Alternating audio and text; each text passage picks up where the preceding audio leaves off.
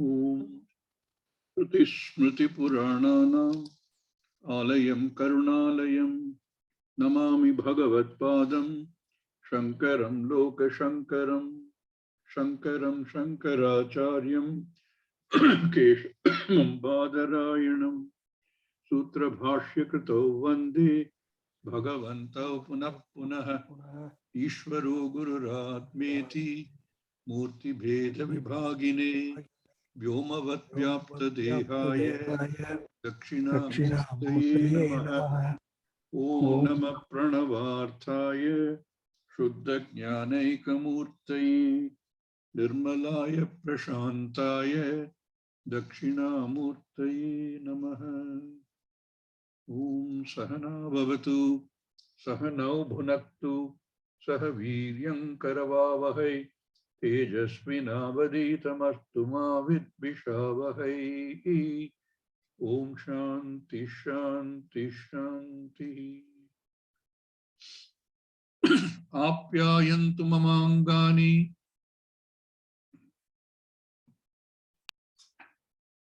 Apyayantu mamangani. Vak pranachakshuhu. Vak pranachakshuhu. Putramato balamindriyani cha sarvani. Shrotramato balamindriyani cha sarvani. Sarvam brahma upanishadam. Sarvam brahma upanishadam. Aham brahma nirakuryam. Maham brahma nirakuryam. Mama brahma nirakarot. Mama brahma nirakarot. Anirakaranamastu anirakaranam me astu. Anirakaranamastu anirakaranam me astu. Pradatmani nirateya upanishatsu dharmaha. Tadatmani nirateya upanishatsu dharmaha. Te mayi santu. Te mayi santu. Te mayi santu. Te mayi santu. Shanti Shanti Shanti Shanti Shanti.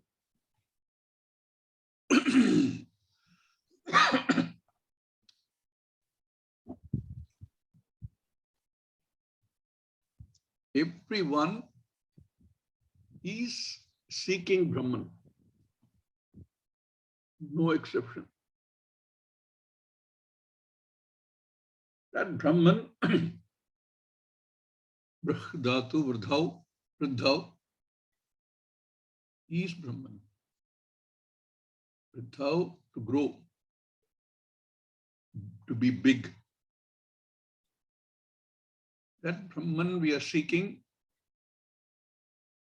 is that infinite. It is the same Brahman, that consciousness, which drives even our sense of limitation. And that sense of limitation drives us to find this. When you recognize that sense of limitation and are dissatisfied with that sense of limitation, one seeks that infinite. That is why generally you'll find every seeking leaves us desiring more. Every seeking fulfilled pushes us to seek more.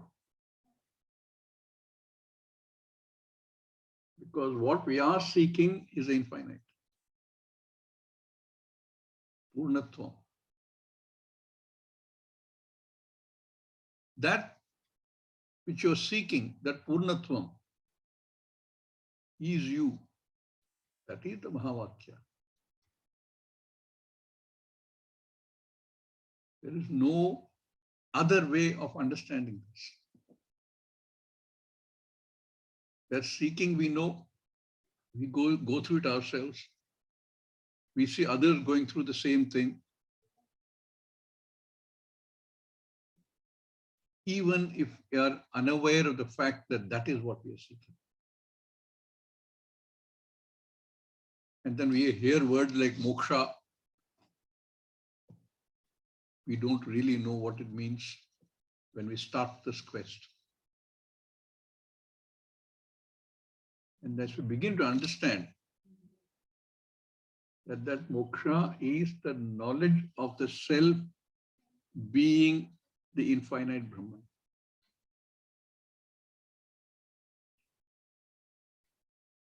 Any sentence, any vakya is called a Mahat Vakya because it shows us this non-separateness, that equation. Not because it's a long Vakya or a big Vakya. Mahavakya because it shows us that infinite being I. Not that the other Vakyas in the Upanishad, every Upanishad, including this Upanishad, is a small Vakya or insignificant Vakya. Every Vakya, every sentence either reveals the truth or prepares the groundwork for it, the setup. So you may not have a particular Vakya called Tattvamasi or Aham Brahmosmi in this Upanishad, but clearly the Mahavakya that shows us the Abheda between I and Param Brahma is a Mahavakya. We've been seeing in this verse, also in this mantra that we've been seeing, that Mahavakya, not stated as Tattvamasi, but to be understood the same way.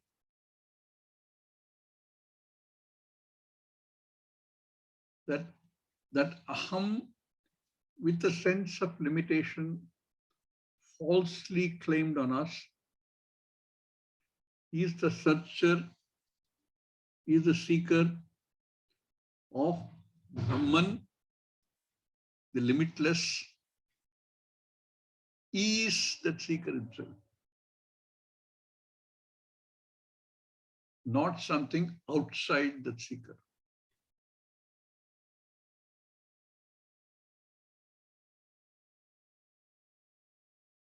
That is why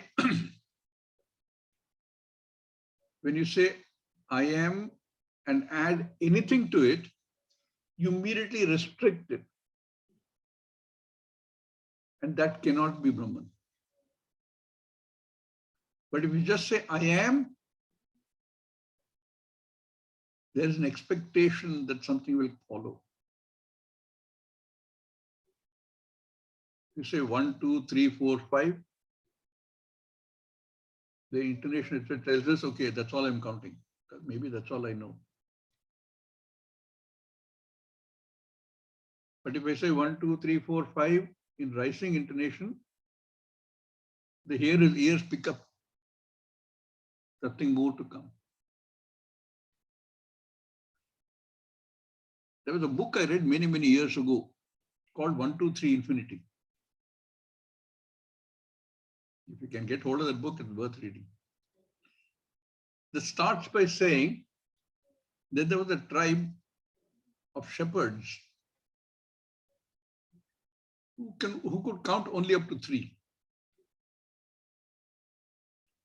So if you went and asked them, how many sheep do you have? They will say lots. Because they don't know how to count beyond 3. For them, lots means what? More than I know, more than I can count. We can count a lot more. We have these days a lot of equipment to keep on counting.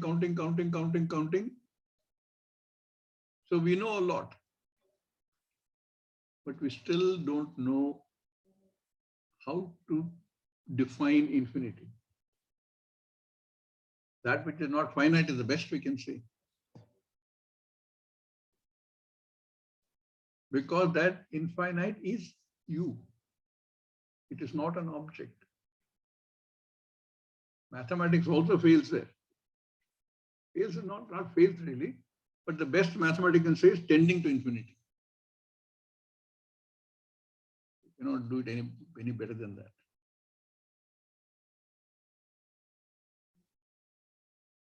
that which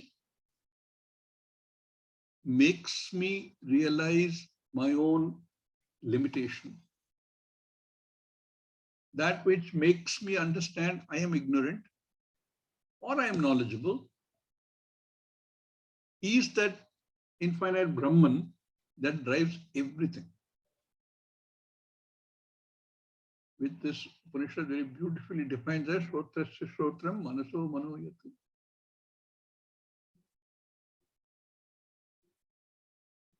And that can be nothing but I. So if we combine it with the previous knowledge that everything else I thought was I, cannot be I, through sheer logic and understanding, we have the answer.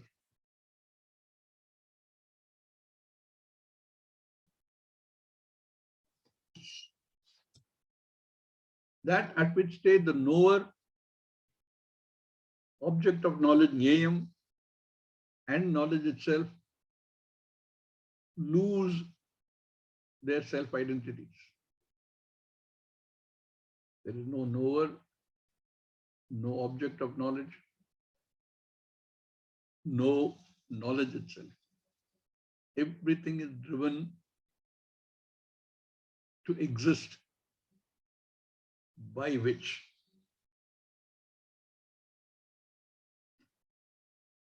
so that I has to be thought-free. If it is a thought, that I is also a thought, then that also has to be impelled by something else. So that thought has to be, that I has to be thought-free, word-free, everything else free. And without anything else to back it, be revealing itself.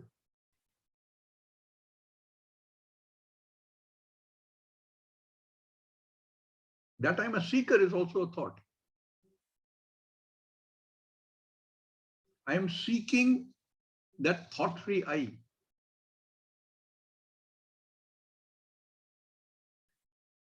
The seeker, I am a thought because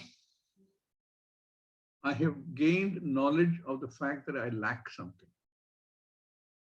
Something less than Purnatvam. Arjuna had the same problem, if you remember.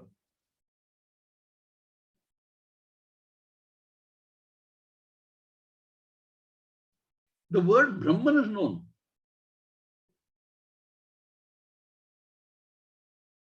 We in fact use it in language.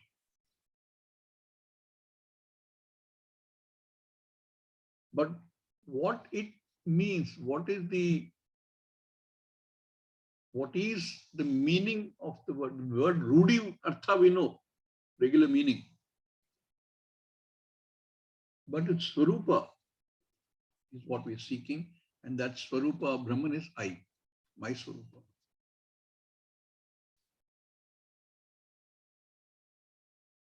It is not Brahman Vriddhau bigness. It is big, period. There's nothing to compare it with. It is Advitiyam. And because it is Advitiyam, there is no Bheda of any kind. There can Bheda, as we saw earlier, can only be three types. Vijatiya Bheda, difference from any other category, any other jati.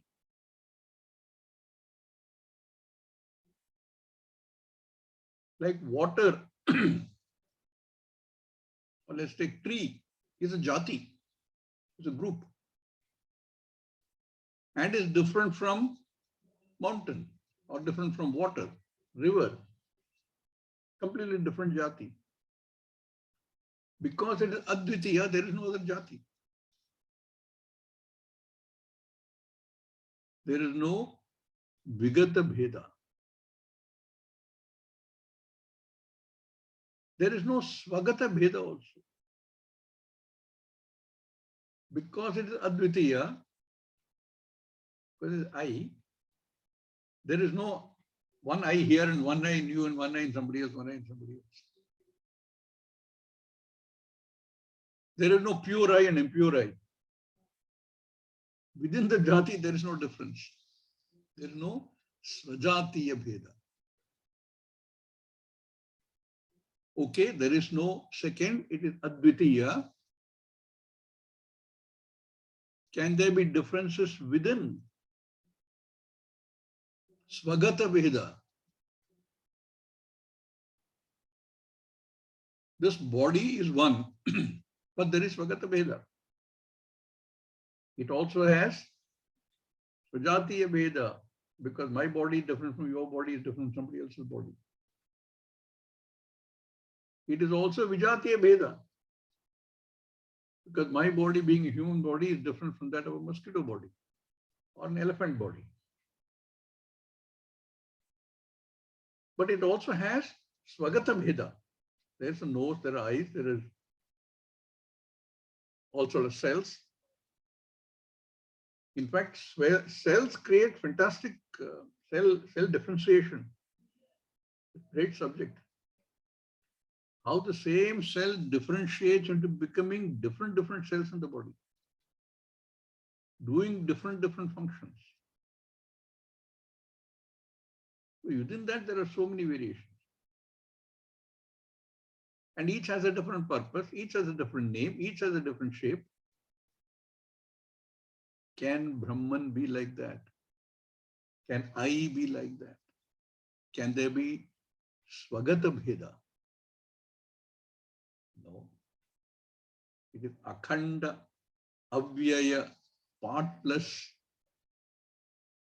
Because anything which has parts is assembled, put together, like a computer or a clock or the rest of the world. Everything in the world is put together, assembled. It will disintegrate because it's put together, integrated. I, Brahman, cannot disintegrate, cannot change, cannot reduce, cannot be destroyed.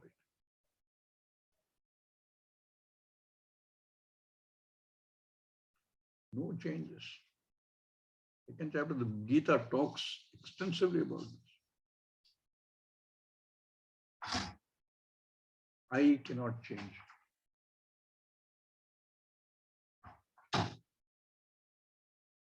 And because it is what it is, there is no way words can reach out and describe Brahman. You are using words, the Upanishad is using words, you say your words can't reach.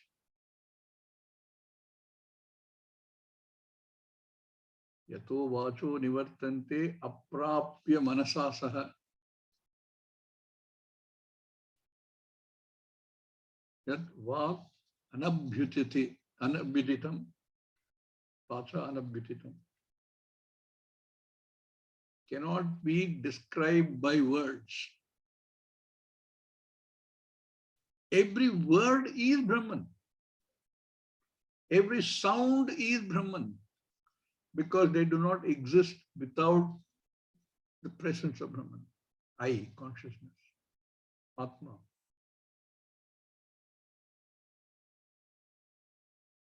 That is why the entire sound in this Jagat that we know or we don't know is nothing but Brahman. It is not that we distinguish one sound from another sound by its frequency and amplitude. In Brahman, there is no frequency, there is no amplitude.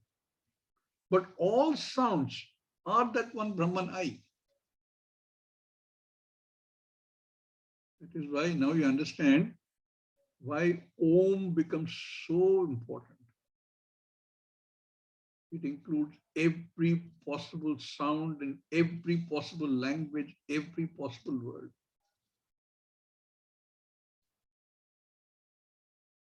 That Omkara is another name for Brahman.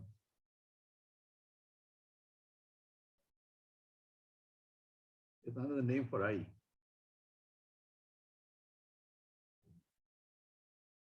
It includes every sound that can be produced by the vocal cords, all the way from the gutter. I don't like that word, but all the way through to the lips. Every sound that can be produced, every word, therefore, they can be pronounced. Not only pronounced, every word that can be understood by the hearer. The object of that word. Every word has an object. That is also Brahman. Every sound is Brahman. The person producing the sound is Brahman.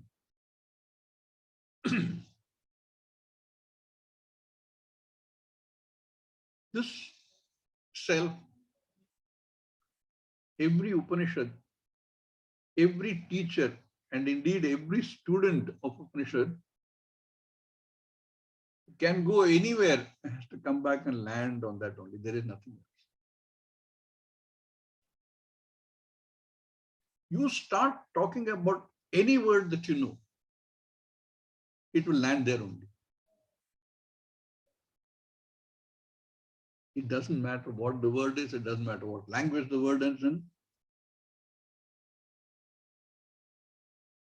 Being such, how can any one word or any one sound describe Brahman? Vacha na abhiditam, cannot be revealed by words.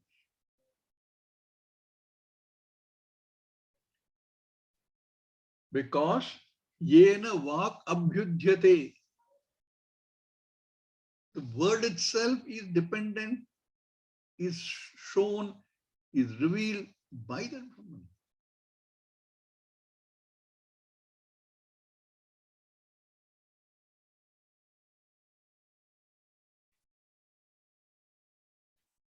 If that is so, Upanishad has to be complete. It has to tell us so that we understand. Urvesham vyachachakshire, been done forever in the past, forever to every seeker of the truth. That's a good clue here.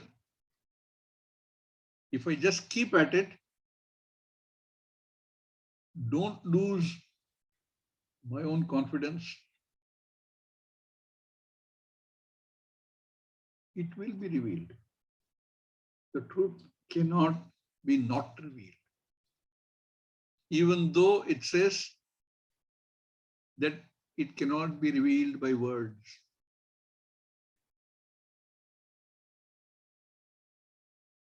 What one has to understand is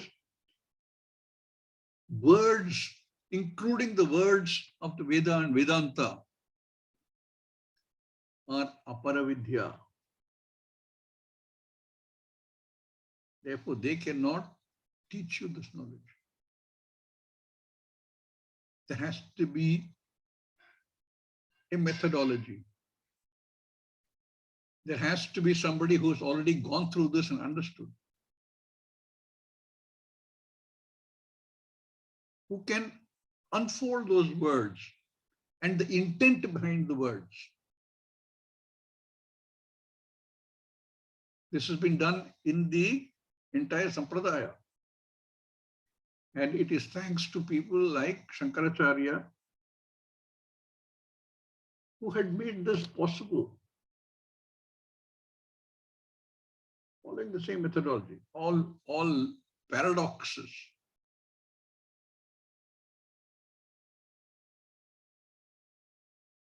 It is known, it is not known, it is not unknown. Words, expressions like that. Which when on contemplation with help from a guru, one can easily arrive at the fact that that can be nothing but I. So what is not Brahman?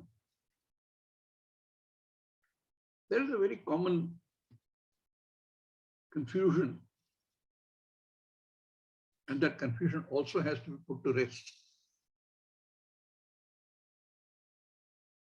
What is this Brahman, Parabrahma, sometimes called Paramatma, and what is God?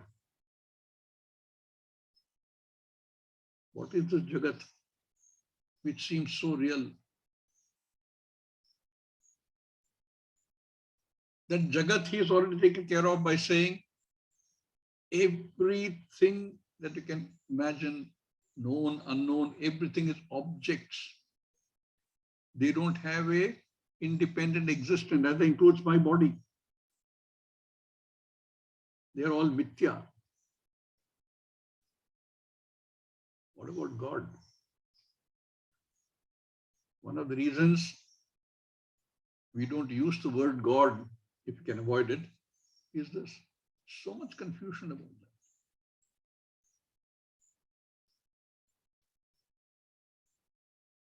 that. Tad Brahma tam vidhi, tvam vidhi. May you know that to be Brahman. What? That which is not accessible to words, that which makes words operate. That which is the dependence for these words, all sounds.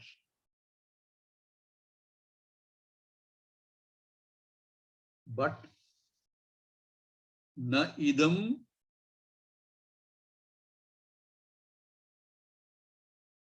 yadidam upasate. That Brahman is not that which is meditated upon, upasate, with janaha upasate, where people meditate upon.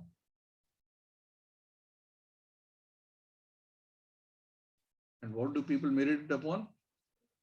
All kinds of images. And then fight over it also. No, my God, no, your God is useless. And then they fight. There is only one God, my God. You cannot be right because you have so many gods.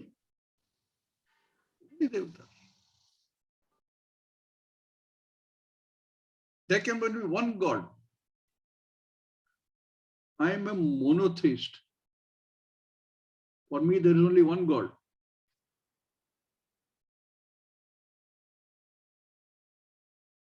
You are a polytheist. You have so many gods. 33,000 crores or whatever number they want to put on there. What do we have? You want to add your God also there? I'm fine with it.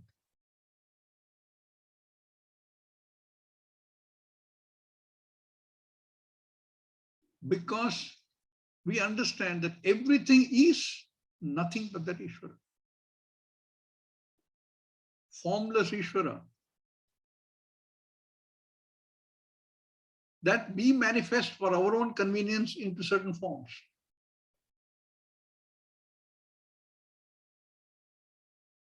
Every ancient religion you can see,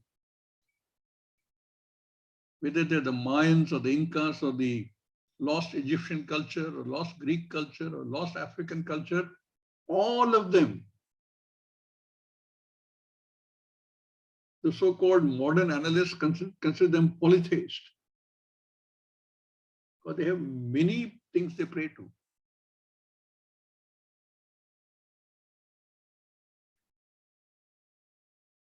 Idam, this anatma rupam, he says, is not that Brahman. Then how can you pray to so many?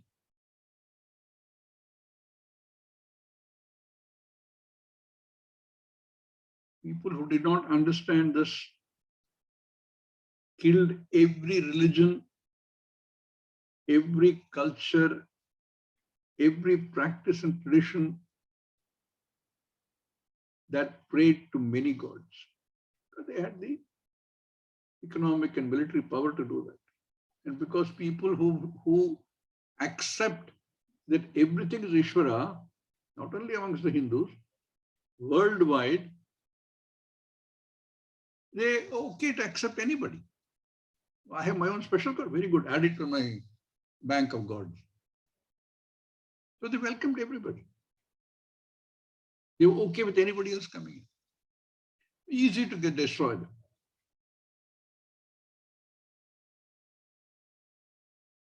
But there is another word called henotheism. Nice word they keep on coining. And all these words are taken from Greek.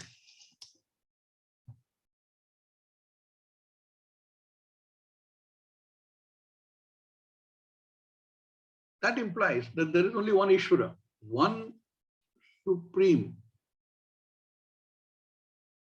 This is where words lose their ability to say one supreme. What is the supreme? Therefore, the Brahma Kumaris will say Shiva is only supreme. Please don't pray to Krishna. He's an egoist. Look at the Bhagavad Gita. Everything says, I, mom, mom. Somebody else will say, no, Vishnu is the only supreme.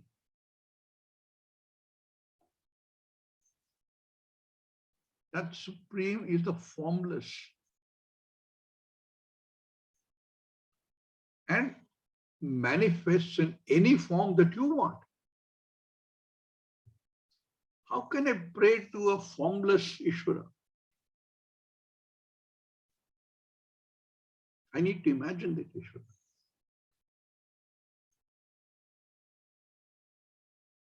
Therefore, I give the Ishvara my own form that I can relate to, with four hands, with Ayuda, with Abhaya Pratishtha. Okay, go ahead, there's no problem at all. Many forms of the same formless Ishvara. So they have a kind of word for that also, henotheism.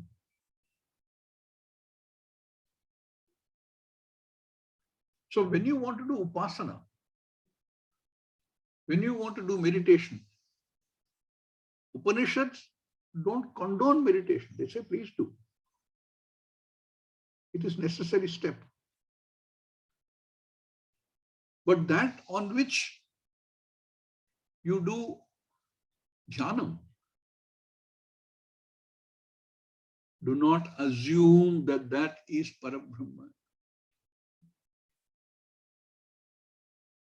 Na idam upasate.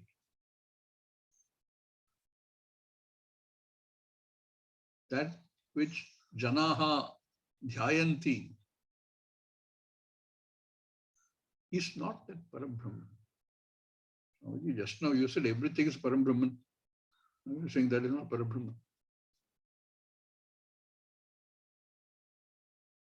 Yes, everything is Parabrahman. That form also is a manifestation only of Parabrahman because you give it that form.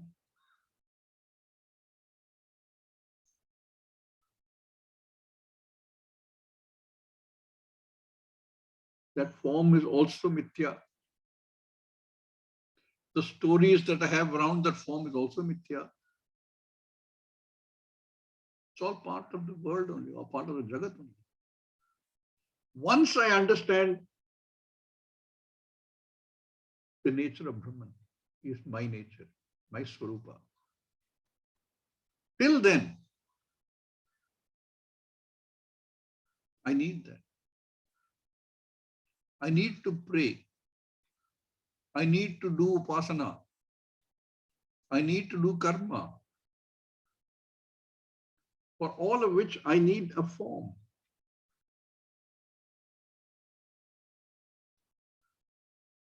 But you take that form to the next level saying this form is the only form. Every other form is false. Then you're in trouble. Now you understand why there's so much strife in the world. my way or highway, my form or no form. He doesn't say my form or no form. If he said that, also one can understand. It is that formless Brahman. Because it is I. Therefore, to say that which upon I meditate, which has a form, is the only God. Now I'm deliberately using the word God. Gets us into a state where from where it's very difficult to understand what Upanishad says.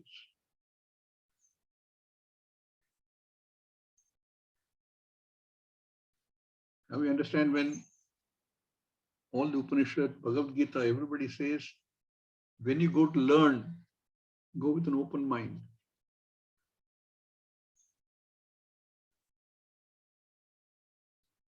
With a questioning mind. Not because I've already decided that form on which I do Upasana is the only possible form.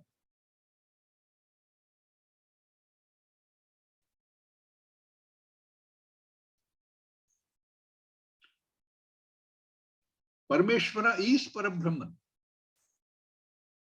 Jagat Karanam Brahman. The whole Jagat is nothing but like a projection, which will just not exist without that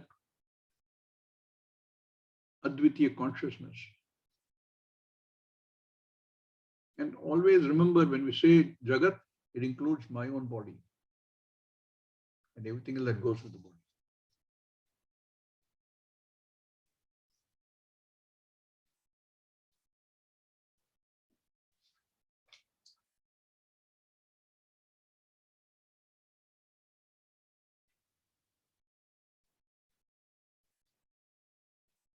Bhagavan says in the Gita, if you remember, 7th chapter, Lavate satatak kaman mayeva vihitan hitan. Whatever results you gain by praying with Shraddha to whichever form, I only dispense the results. Nothing comes to me. You can pray to a form of Ishvara as Mahaganapati, as Vishnu, as Christ, as a stone. Everything comes to me. And I give the result. I am the Karma Phala Data. That Karma Phala Data has to be understood as that law. Again, not as somebody sitting there, my God sitting there and dispensing, okay, you take this, you take this. It is simply that order which distributes the Karma Phala. That inevitable law.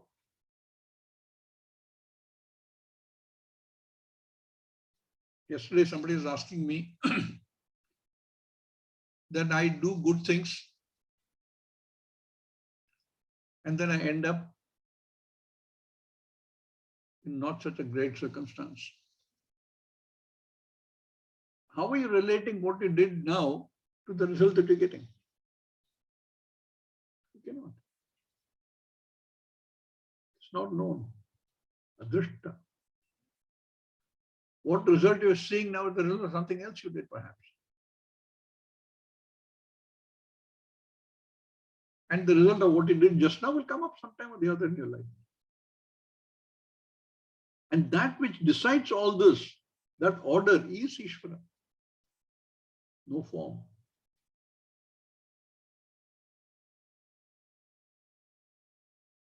But to get to that Ishvara, I can pay directly to the Ishvara once I understand the concept, or I create my own form.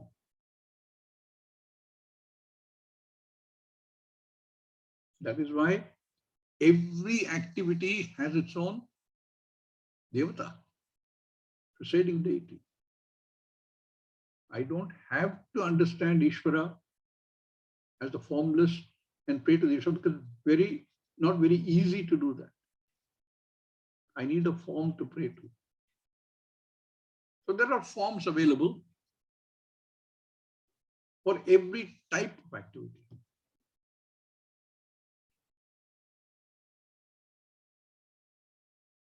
To pray to Akasha, which is also formless, is not as easy as praying to be Agni, where you have a form.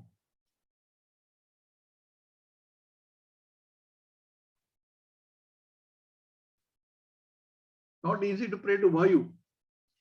We have these temples, the Panchabhuta temples.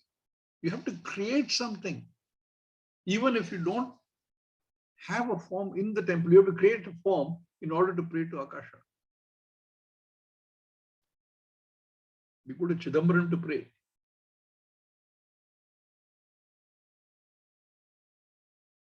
So you create. But understand that that is not the Parabrahman that we're talking about.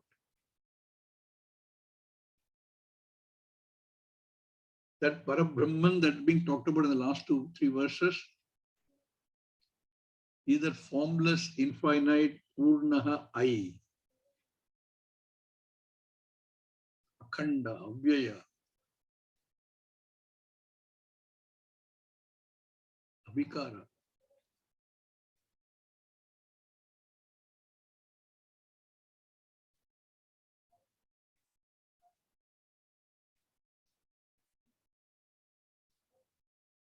Any karma is good. Any upasana is good. No Upanishad discards that. Also, it says upasana recognizes,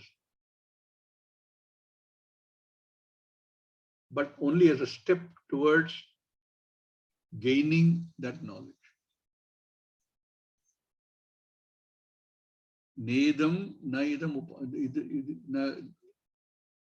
nedam na upasate, idam na upasate. That which is not, that which is meditated upon by people is not that Parabrahman. Oh, Vak.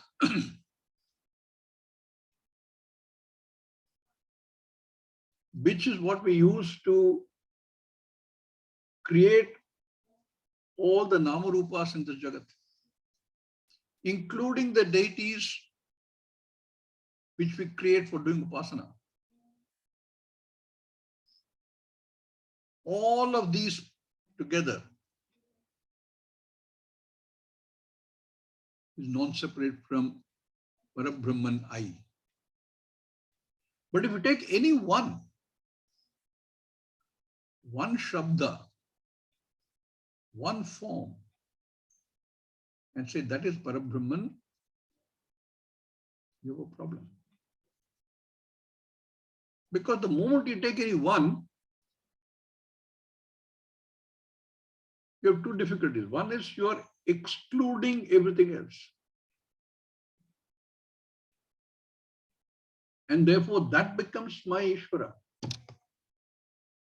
my understanding of God, not even my Ishvara, understanding my God.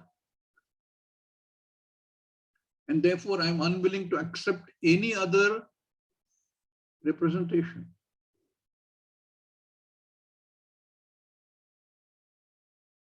The other bigger problem is that any form that you take, any word, any Namarupa you take, if it does not include I, it cannot be Brahman.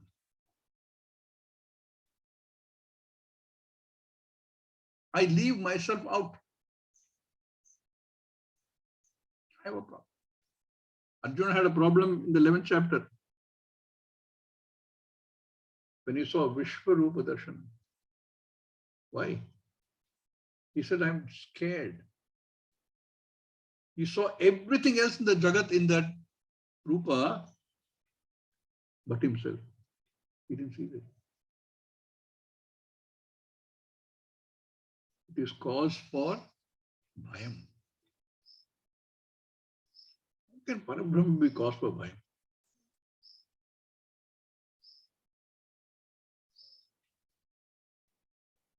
If it doesn't include you, it cannot be Parabrahman. In fact, Parabrahman is you plus all the anatma, all mithya.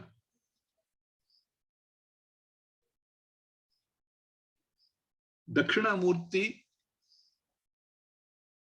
is called Ashtamurti. You pray to Dakshinamurti as a Murti also, as Ashtamurti also. The five bhutas represented by Akasha, Vayu, this flowing air, Agni, water, and Prithvi, all the material that's made of. That's five. Dakshinamurti has all these five. Plus the sun and the moon. That's only seven. Sun and the moon are represented on the head. Please look up the Dakshinamurti picture. You will see all this. What is the eighth? Why is it called Ashtamurti?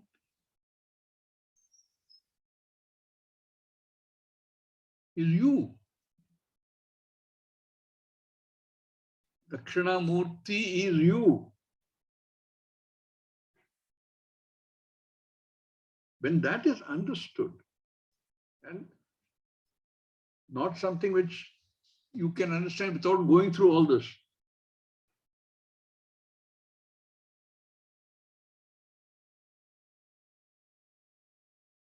What is a jnani? One who has understood this, who understands I am, what are you going to add there? Everything. Sarvam. Therefore, I am Ishvara. Then when he says, I am Ishvara, he doesn't say the body is Ishvara, the body is Ishvara, mind is Ishvara, if you include I. Body is not I, mind is not I. If you understand I and include I, everything is Ishvara. Then I am Ishvara. That is his understanding. Brahmavit brahmaiva bhavati. Shokam tarati. Where's the question of shokam? Where's the question of bhayam?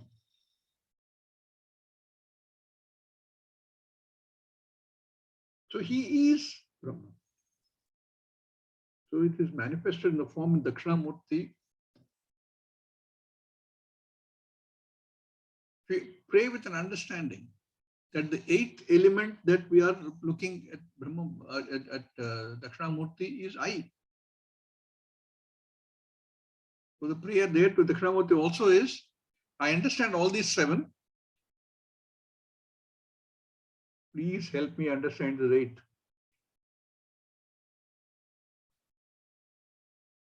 That I am included. That I am you. Tattvamasi. So in every prayer,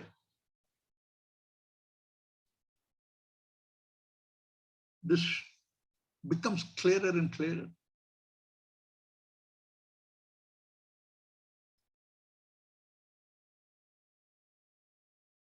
Edam na idam upasate. That upasana is important because that's what's going to help us gain that next stage.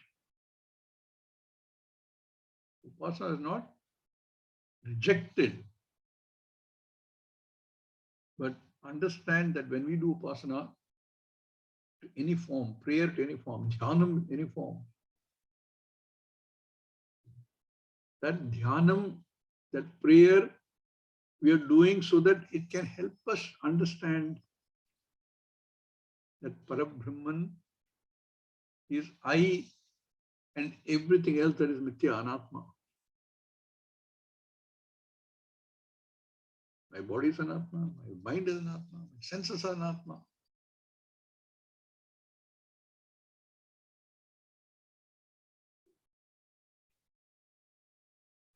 This whole Jagat, which is manifestation.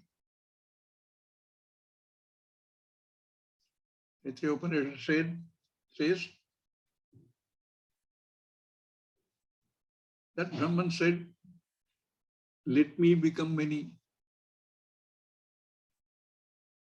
Bahusyam prajayeti.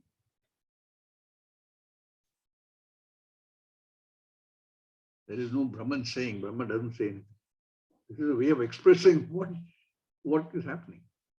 Let that Jagat be, the manifold Jagat be. And as I, within this Jagat, with this body, this mind, this intellect, etc., may I understand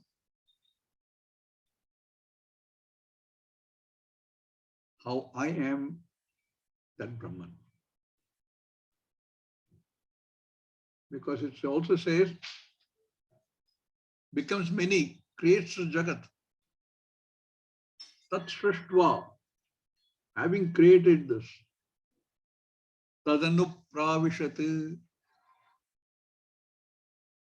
enters it, to make it exist, gives it satta, gives it purti. It is there because of you, as Ishvara, as Parabrahma. Now, see the sequence of what has been said. Rotasya Shrotram, Manaso Manoyatu, etc. And then to say that which is Shrotrasya Shrotram is not accessible to Vak. Itself is not Vak or any other Indriya or Prana, but which makes all of them exist.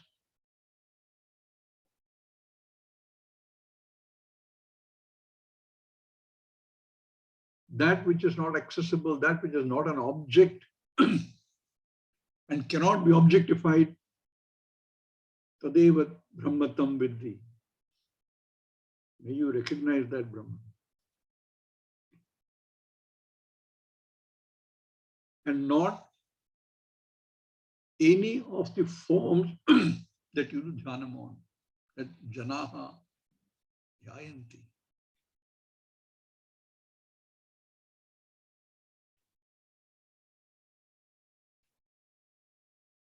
The teaching is complete.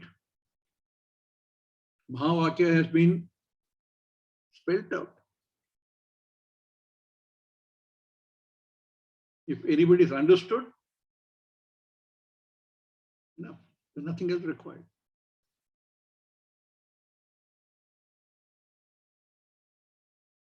But this is an area where it bears repetition.